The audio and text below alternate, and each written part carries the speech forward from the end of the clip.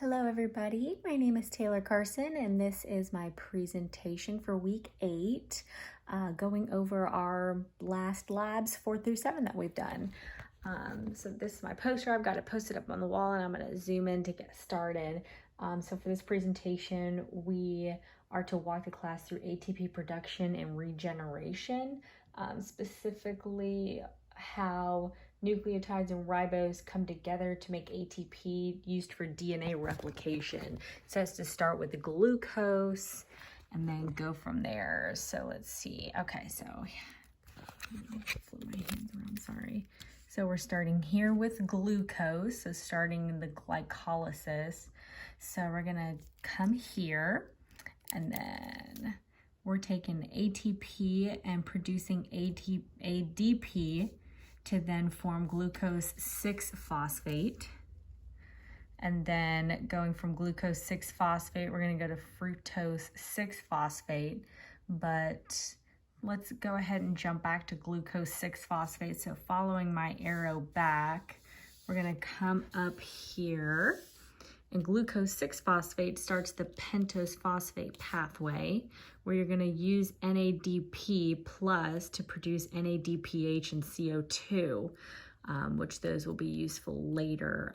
NADPH is primarily produced in this pathway, which then will go to ribose 5-phosphate, and ribose 5-phosphate will then use an ATP to produce AMP, and PRPP synthase to produce PRPP, or phosphorylribose diphosphate.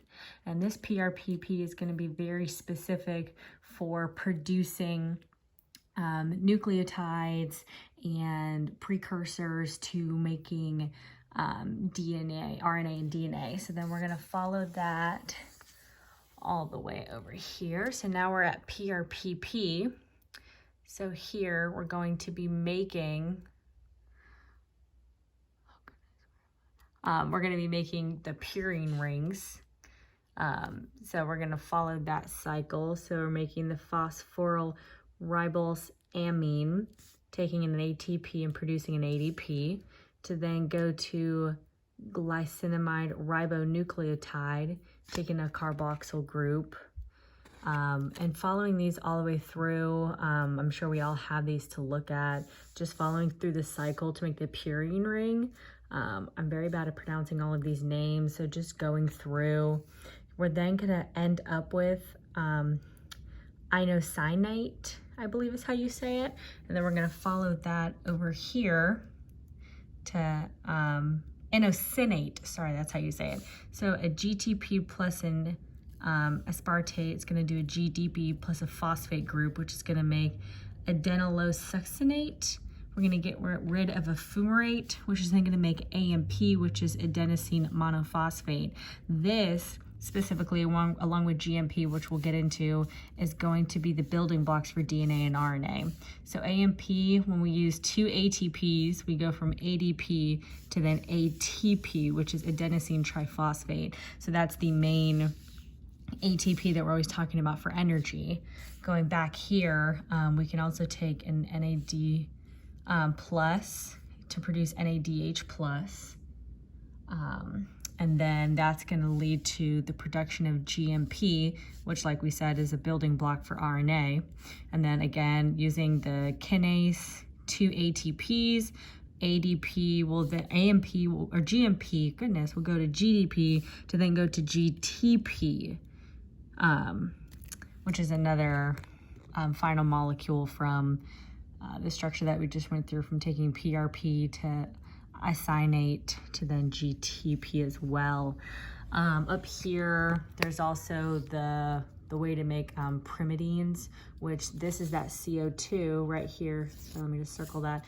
That's the CO2 that was produced from glucose 6-phosphate to ribose 5-phosphate.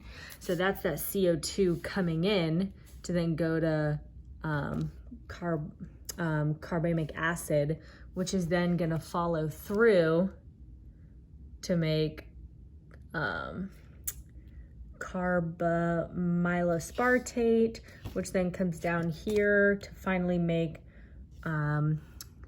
orotate, which that will then follow through all of these multiple productions or products, enzymes, some more ATP, taking another carboxyl group, another ATP to ADP, phosphates released to then make formylglycamide.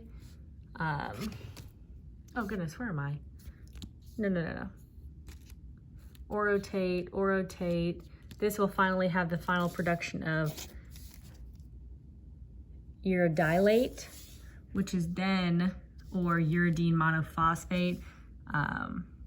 So that is gonna then take an ADP, which will then come up here, and that will be produced multiple times into UTP, CTP, and TTP. So those are all those productions. Overall, generally speaking, whenever we, and then so for these, the purines that'll be produced, purine, adenine, and guanine, and then the pyrimidines would be pyrimidine, cytosine, uracil, thymine. The purines are adenine and guanine, and those are going to be your base pairs that then pair together to produce your RNA and DNA. So in general speaking though,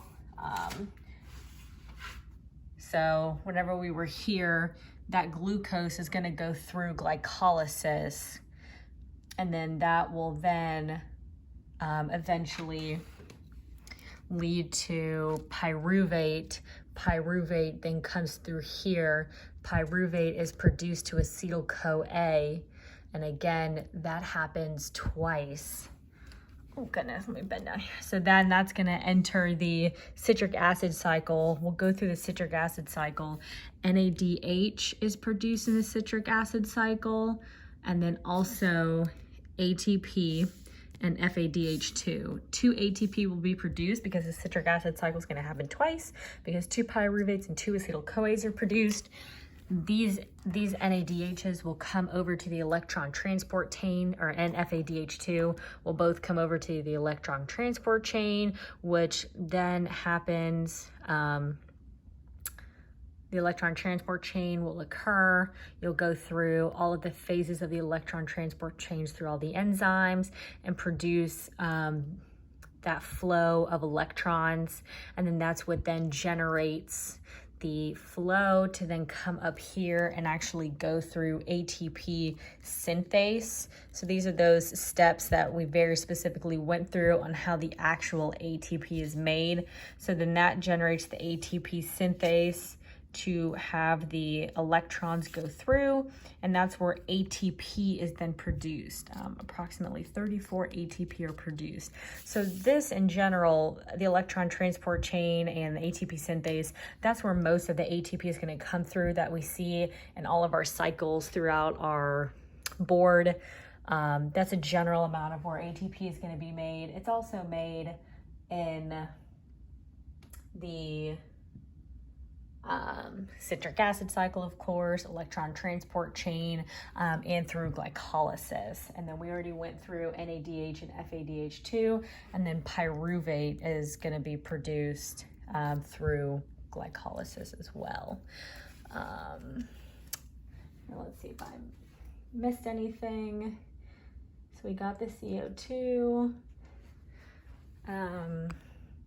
We talked about how the amino acids were going to be produced from the PRPP through the either pyrimidine or purine routes to make our basis for our DNA and RNA.